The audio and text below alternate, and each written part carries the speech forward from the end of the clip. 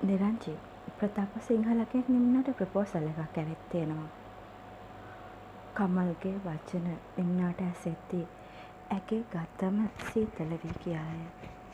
අනමින් සිටිබත් නවතා ඇය වහා ඇස් ඔසවා තම මාමා දෙස බැලුවාය. සේපාලයක් නිසා අපි අතර ප්‍රශ්න තිබුණ තමයි. ඒ ප්‍රශ්න හින්දා මේ ගෙදර ලොකුම අසාධාරණය වුණේ නිම්නට. මට ඒ ගෙවිච්ච කාලේ ආපහු ගේන්න බෑ නිරංජි. ඒත් ඒ වැරද්ද හදන්න පුළුවන්. නිම්න කියන්නේත් මේ ගෙදර කෙනෙක්. එයාට දෙන්න අපි හැර වෙන කවුරුත් නැහැ. එයාටත් අනාගතයක් තියෙන්න ඕන.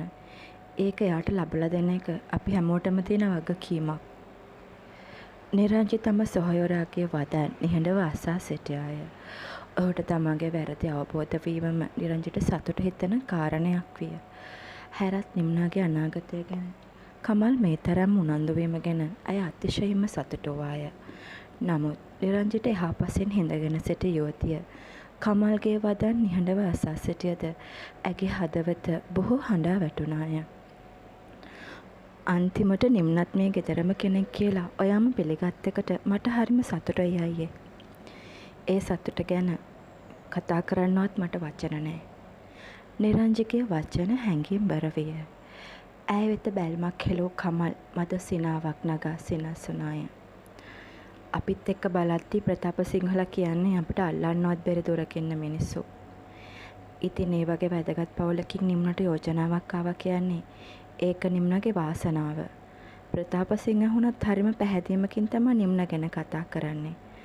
අනිත් එක අපි දැන් දන්න කියන මිනිස්සුනේ බය වෙන්න දෙයක් නැහැ. කමල් එක දිගට කතා කළේය. ඔහු කතා කරන අතර වාරේ නිම්නා දෙසද බැලුවේය. ඇය හිස බිමට නැඹුරු කරගෙන සිටියා මිසක හිස එසවුවේවත් නැත. ප්‍රතාප සිංහට දේශානි විතරයි ඉන්නේ. පුතාලා නැහැනේ අයියේ. එයාගේ එකම නංගිගේ පුතාට තමා නිම්නව ප්‍රපෝස් කරන්න හදන්නේ. ප්‍රතාප්ට පුතාලා නැති නිසා ඒ දරුවත් එයාගේ පුතෙක් වගේ තමා. ප්‍රපෝසල් එකක් ආවා කියලා නිම්නගේ ජීවිතයකින් අපිට එකපාර තීරණයක් ගන්න බෑනේ අයියා. එයා ගන්න තීරණයකට අපි ඉඩ දීලා ඒකට උදව් කරන එක තමයි මං හිතන්නේ හොඳ කියලා. මොකද ඒ ළමයා එක්ක ජීවත් වෙන්න ඕනේ යානේ. නිරංජි පිළිතුරු දුන්නේ නිම්නා දෙස හැරී බලමින්ය. කමල්ගේ දැස්ද යෝතිය මතට වෙතැන්නෝයේ ඇගේ ප්‍රතිචාරය ගැන දැන ගැනීමේ අදහසකින්ය. අයියා ඉතින් නරක දෙයක් කරන්නේ නැහැනේ නිරංජි. අනිත් එක අකමැති වෙන්න හේතුවකුත් නැහැනේ. දැන් ඉතින් නිම්නගෙත් කල වයස හරිනේ. එයාත් ලස්සන ජීවිතයක් ගත කරන්න ඕනනේ. හැමදාම ඔයා ගාවට වෙලා ඉන්නද ඉතින්? ඇනෝම්පදයක ස්වරූපයෙන් ගෞතමී නිරංජිට පැවසුවාය. ඈ ඊට සිනහවක් පෑවාය. හරි නිරංජි, මේ ගැන තව ටිකක් හිතලා බලන්න. නිම්නට හොඳ ජීවිතයක් ලැබෙනවා නම් ඒක නේද වැඩහිටුව විදිහට අපිට ලැබෙන සතුට. ඒක ගැන හිතලයි මම මේ ගැන ඔයාට කිව්වේ. නැවතත් වතුර වීදුරුවක් පානය කළ කමල් කැම මේසෙන් නැගිට ගියේය.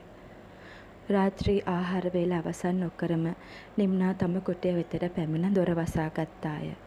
තත්පර කිහිපයක් ගතව යනතෙක් ඇය යහනේ වාඩි වී සිටියේ. නිසල්මනේය. ඇගේ හිත පැටලී ගිය නූල් බෝලයක්සේ දැනුණාය. බොහෝ කාලයකට ඉහතදී රකිත නිවහනේ සමාජිකත්වයෙන් නිරපා සිටි නිම්නාව නැවතත් නිවසේ කුසේ කමල් පිළිගැනීමේ සතුට එක පැත්තකින් තිබියදී තවත් පැත්තකින් ඔහු යුවතියට ගෙන ආ යෝජනාව යුවතියගේ මුළු හදවතම කලඹවා තිබුණේය. හිත එකම අරගලයක නතර වී සිටියදී නිම්නාගේ කුටියේ දොරට පිටතින් තට්ටු කරන හඬක් ඇසුණේය.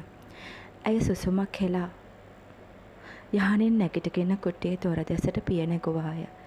හැඟීමක් දැනීමක් නැති අයකොසේ යුවතිය කුටියේ දොර විවෘත කළාය.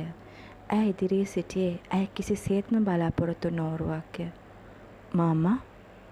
ඇය සෙමින් මිමුණුවේ කමල් දෙස බලාගෙනය. මං ඇතුළට එන්නද? මට නිම්න එක්ක තනියම කතා කරන්න ඕන. කමල් යුවතියගෙන් විමසුවේ මෘදු හඬකින්ය. ඒ මෘදු හඬ ඇයට මතක් කළේ මියගිය තම පියාගේ හඬය. එන්න. කමල්ට කොටියට එන ඉඩ හදමින් යුවතිය පසකට වූවාය. කමල් නිම්නාගේ කොටියට පැමිණියේ ප්‍රථම වතාවටය. ඔහු කොටිය පුරාම දෙනෙත් යවා යුවතිය දෙසට හැරුණේය. ඇය නිහඬවම ඔහු දෙස බලා සිටියාය. නිම්නා මං ඔයාගෙන් තාත්තා කෙනෙක් විදියට ඉල්ලීමක් කරන්න ආවේ. කමල් කතාව පටන් ගත්තේ එලෙසින්ය. යුවතියගේ හදවත වේගයෙන් ගැහෙන්නට පටන් ගත්තේය. ඇය දෙනෙත් විදහා තම මාමා දෙස බලා සිටියාය. ඒ මොහොනේ බොහෝ හැඟීම් ලියවී තිබුණද යුවතියට ඒවා තේරුම් ගත නොහැකි විය. ඒත් කුමක්දෝ නපුර යමක් සිදුවීමට නියමිත බව පමණක් ඇගේ හිතට දැනුණාය. කමල්ගේ ඇස් නිම්නාගේ අහිංසක ඇස් අතර නතර විය. රකිතගේ ඇස් තරමටම ඒ ඇස්වල ඌයේ තියුණු බැල්මක්ය. රකිතවත් හරින්න නිම්නා. නිම්නාගේ හිස අසල අකුණු දහසක් පුපුරා ගියා සමාන දැනීමක් ඇති විය. ඇගේ හුස්ම සිර වූවාය. පාෂාණ භූතව යුවතිය එලෙසේම සිටියේ එක් ඇහි තටුවක්වත් නොහෙලාමය. මතු පිටින් ඇය ගලක්සේ සිටියද ඇතුළාන්තයෙන් ඇගේ ආත්මය කෑගසමින් සිටියාය. රකිත කවදාවත් ඔයාවත් හරින්නේ නැහැ. ඒක මන් දන්නවා. ඒ නිසයි මම මේක ඔයාගෙන් ඉල්ලන්නේ. රකිතගේ මාර්ගෙන් අයින් වෙන්න. ඔයා දන්න ඔයාගේ අම්මා නිසා මේ පවුලට වෙච්ච දේවල්. ලස්සනට තිබුණු අපේ ලොකු පවුල අපිට නැති වුණා. හැමෝම දෙපැත්තකට වුණා. එක කුසේ උපන් සහෝදරයෝ බෙදිලා ගියා. ඒ සිද්ධ වෙච්ච දේවල් ආයෙත් ඔයාගේ අතින් සිද්ධ වෙන්න ඉඩ දෙන්න එපා නිම්නා. මගේ එකම බලාපොරොත්තුව රකිත. ඒ බලාපොරොත්තුව මගෙන් උතුරලා නැති කරන්න හදන්න එපා. එහෙම වුණොත් මං ගොඩනගාගත්ත පවුලත් විනාශ වෙලා යයි. ඒ විනාශයට ඔයා හේතුවක් වෙන්න එපා. මම මෙහෙම කියද්දි ඔයාට හිතෙනවා ඇති මම ආත්මාර්ථකාමී මිනිස්සෙක් කියලා. ඕ නිම්නා. තාත්තා කෙනෙක් විදියට මං හරිම ආත්මාර්ථකාමී මෙතනදී. ඔයාගේ එකම මාමා විදියට මේක තමයි මං ඔයාගෙන් කරන එකම හා අවසාන ඉල්ලීම. රකිතගෙන් ඈත් වෙන්න. ඒ වෙනුවෙන් මං ඕනම දෙයක් ඔයා වෙනුවෙන් කරන්න.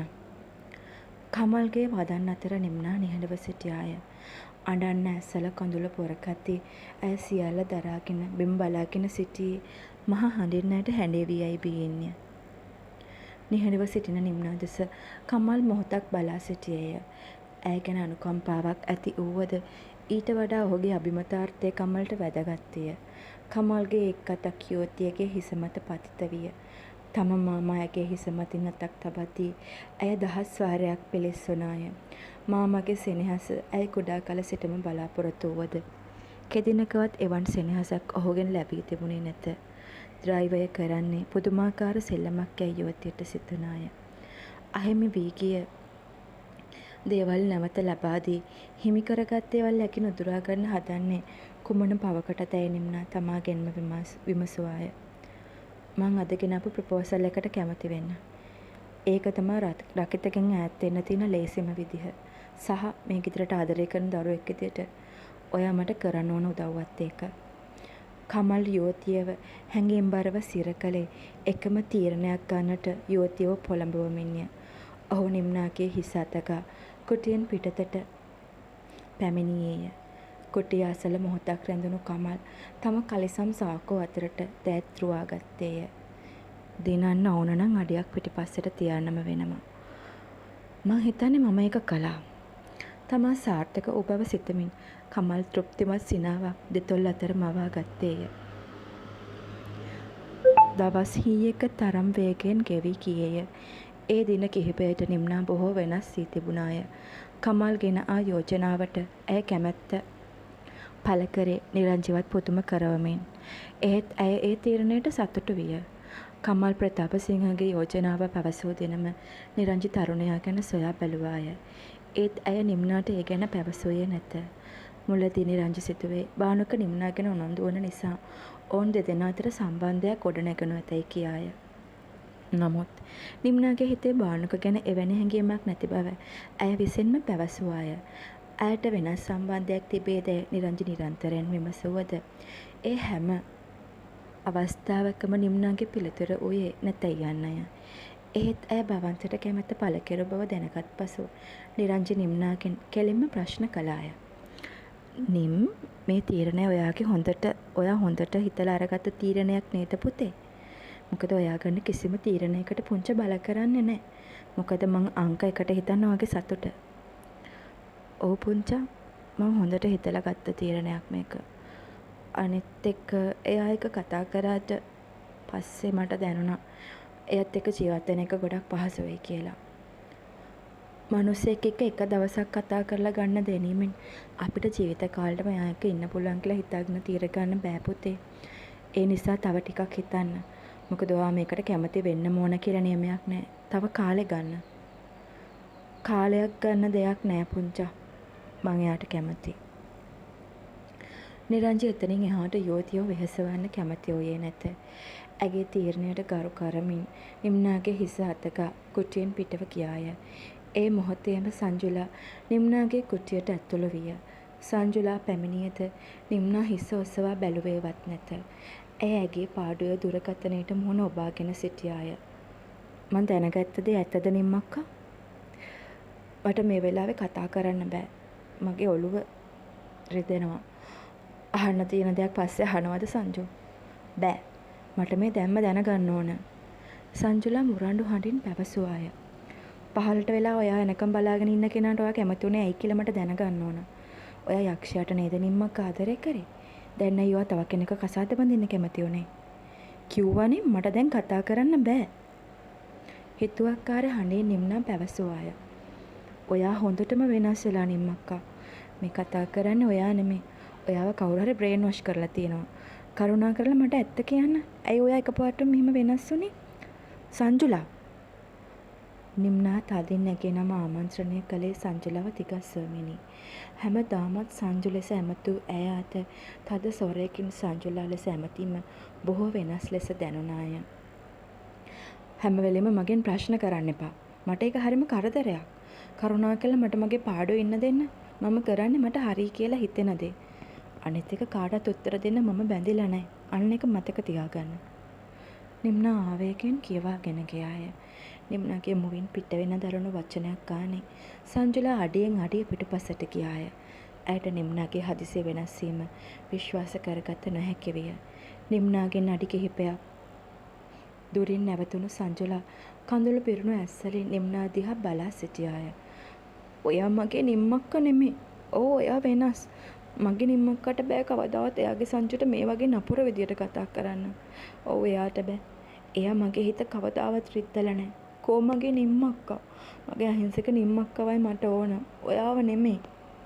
හැඬුම් බරව කෑගස්මින් පැවසූ සංජුලා හඬාගෙනම තම කුටියට දිව ගියාය. ප්‍රතාප සිංහගේ නැගණියගේ පවුලේ අය සහ ඇගේ පුතු හෙට දින උදෑසන නිම්නාව බැලීමට පැමිණෙන බැවින් ඔවුන් වෙනුවෙන් සියලු දෑ සූදානම් කරන ලෙස කමල් ගෞතමීට උපදෙස් දුන්නේය. ගෞතමී හෙට කිසිම අඩුපාඩුවක් තියෙන්න බෑ. ප්‍රතාප සිංහලත් හෙට එන නිසා හැමදේම පිළිවෙලට සිද්ධ වෙන්න ඕන. හැමදේම ලෑස්ති කමල්. පුළුවන් නම් හොටෙල් එකට කෝල් එකක් දෙන්න. ලන්ච් එක ටිකක් වේලසන ගෙනත් දෙන්න කියලා. හරි මං ඒක කරන්නම්. එසේ පවසා කමල් දුරකථන ඇමතුමක්ගෙන ඒ සමගම පැමිණියේ ආලෙන්දය වෙතටය. නිරංජිද තරාපු පෙළ පැසමින් තම සොහොයුරා ඕ කමල් වෙතට පැමිණියේ පසුදින කටයුතු ගැන කමල් හා කතා කිරීමට සිතාගෙනය. කමල්ගේ ඇමතුම අවසාන ඕපසු දෙදෙනාම ආලෙන්දේ සෝපාවේ අසුන් ගත්හ. හෙට තේජක්වත් එනවද අයියේ? නැති වෙයි. හෙට නයනජිත්ත වෙද මහත්තයා ගාවට ගෙනියන්න තියෙනවා කිව්වේ. හෙට ප්‍රතාප සිංහල කීයටද එනවා කිව්වේ? නිරංජි විමසුවාය. හෙට උදේ 10ට විතර එයි. වෙනත් ඉසව්වක් දෙස බලාගෙන කල්පනාකාරී හඬකින් පිළිතුරු දුන් නිරංජි වෙතට තම දෙනෙත් හෙළුවේය.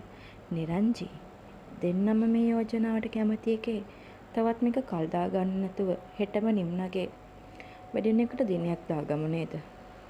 එච්චර ඉක්මනට? මම නම් හිතන්නේ ඒ දෙන්නට ඒ දෙන්නම අඳුර ගන්න තව කාලයක් දෙන්න ඕන අයියා. ඇයි? නිම්න දැම්ම බඳින්න බෑ කියනවද? කමල්ගේ බැල්ම වෙනස් විය. එයා එහෙම කිව්වේ නෑ. ඒත් මේ හැමදේම හරිම ඉක්මනට සිද්ධ වෙන එක මට හරි අමුතුවට දැනෙනවා. ඒ නිසා ඒක තීරණය කරන්න අපි එයාලට දෙමු. නිරංජි එසේ පවසා අවසාන වනවත් සමගම මෝටර් රථයක් නිවසේ පෝටිකෝව යට නතර විය. මෝටර් රථයේ වේගයට මල් බඳුන් කිහිපයක්ම පොඩි පට්ටම් වී යන හඬ ආලින්දයේ සිටි කමල්ටත් නිරංජිටත් ඇසුණහ.